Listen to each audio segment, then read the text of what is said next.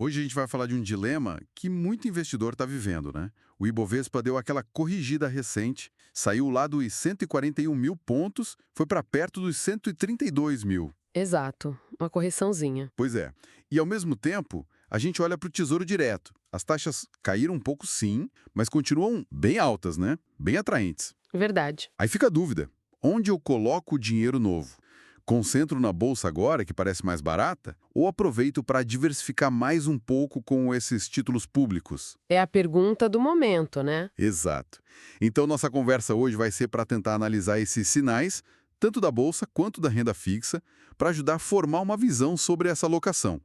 E olha, se esse papo aqui te ajudar de alguma forma, já deixa aquela curtida e se inscreve no canal, que ajuda bastante a gente a trazer mais análises como essa, tá bom? Perfeito.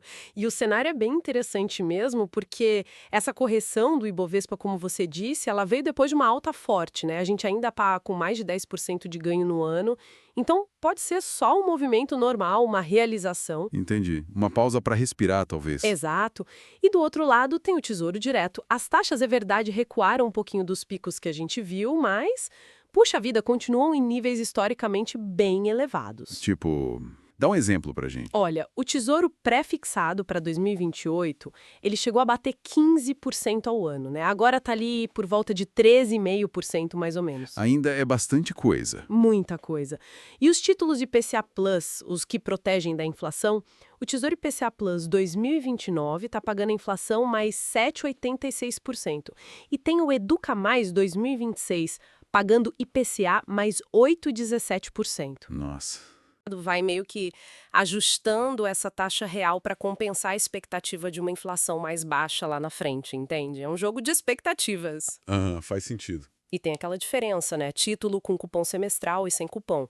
O que paga juro todo semestre tem um impacto maior do imposto de renda ao longo do tempo. Tem que ficar de olho nisso também. Mas mesmo com essa leve quedinha nas taxas, quando a gente ouve falar em IPCA mais 7%, IPCA mais 8%, ainda soa como uma oportunidade bem rara, né? Com certeza. Só que aí comparando com o potencial da bolsa, que parece ter ficado mais barata.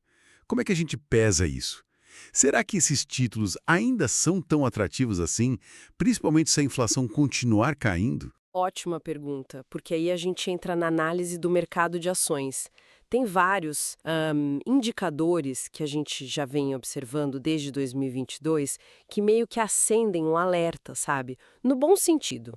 Sugerem que as ações podem estar num ponto de entrada interessante. Que tipo de indicadores? Olha, primeiro, a falta de aberturas de capital, os IPOs, quase não tem tido. Por outro lado, a gente vê mais empresas fechando o capital. Os múltiplos das ações estão baixos. O preço sobre lucro do Ibovespa, por exemplo, está girando em torno de 10 vezes. Se você compara com o S&P 500 lá fora, que está perto de 27 vezes, claro, são mercados diferentes, mas a diferença é grande. É uma diferença bem expressiva. Que a gente não via há quase 20 anos. Isso pressiona as ações, historicamente, mas também abre janela de oportunidade. A gente vê também muito resgate em fundos de ações, fundos multimercado. Saldo líquido negativo. Isso mostra um certo pessimismo do investidor pessoa física, talvez. É, a galera fica com medo, né? Pois é, só que olha o outro lado. Número recorde de programas de recompra de ações, mais de 125. Isso é a própria empresa dizendo, olha, minha ação tá barata, vou comprar.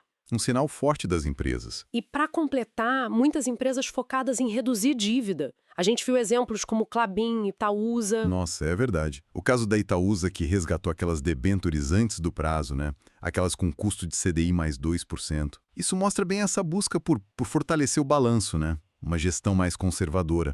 E isso reforça um pouco aquela ideia de que, quando as empresas ficam mais defensivas assim, pode ser justamente um bom momento para o investidor pensar em comprar, né? Assumindo, claro, que a qualidade da empresa continua lá. Perfeito, é um sinal importante desse movimento de desalavancagem. Então tá, como usar tudo isso para decidir onde colocar o dinheiro novo? Uma forma de pensar, talvez, é olhar para a carteira que a pessoa já tem. Certo. quanto já tem em títulos públicos de médio e longo prazo. Estou excluindo aqui a reserva de emergência, o Tesouro Selic, tá? Entendi. Foco nos títulos mais longos. Isso. Se a meta de alocação nesses títulos, vamos dizer, uns 10% da carteira já foi atingida, aí talvez faça mais sentido concentrar os novos aportes direto em ações. Ok, se já bateu a meta da renda fixa, foca na bolsa. A meta, por exemplo, a pessoa tem 8% e o objetivo é ter 10%. Aí uma ideia é dividir o aporte novo. Talvez, sei lá, 20% para renda fixa para aproveitar essas taxas boas e até um ganho extra se as taxas caírem mais. A marcação a mercado. E os outros 80% iriam para ações. E tem o caso de quem não tem nada nesses títulos ainda e quer construir uma posição. Digamos, ter uns 5% ou 10% no futuro.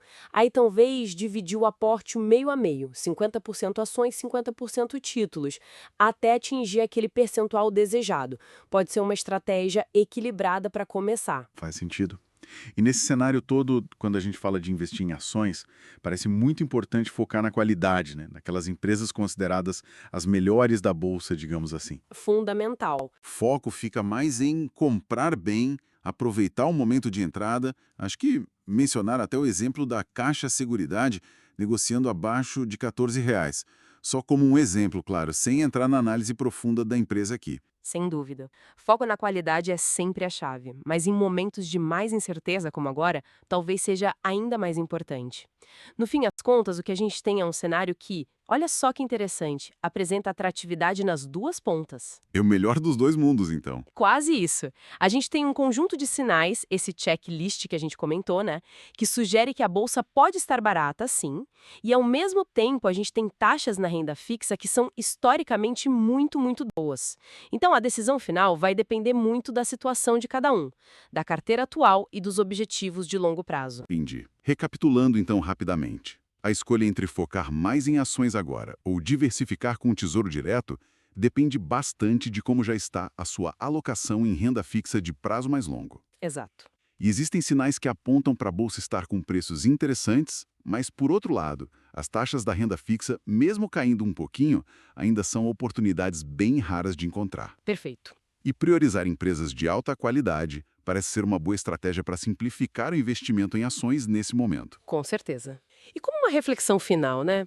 Esse ambiente que parece tão desafiador, com tanta gente falando de crise de crédito, economia mais fraca, pode ser, paradoxalmente, um momento muito bom para construir um portfólio mais resiliente para o futuro. Interessante isso. Focar na qualidade, seja na renda variável ou na fixa, e aproveitar as condições que o mercado está oferecendo agora, sem aquela pressão de ter que adivinhar exatamente o que vai acontecer amanhã. Acho que essa pode ser uma abordagem bem sólida, sabe? E fica o convite para quem está nos ouvindo, como é que vocês estão pensando a alocação de vocês nesse cenário? Bolsa corrigindo, juros ainda lá em cima? Deixa um comentário aqui embaixo contando pra gente. Isso mesmo, conta pra gente como você está navegando nesse momento. E claro, se você curtiu essa nossa conversa, essa análise, não esquece de deixar o like no vídeo, confere se você já está inscrito aqui no canal e ativa o sininho para não perder os próximos papos, beleza? Lembrando, este conteúdo não é uma recomendação de investimentos. Um abraço e até a próxima.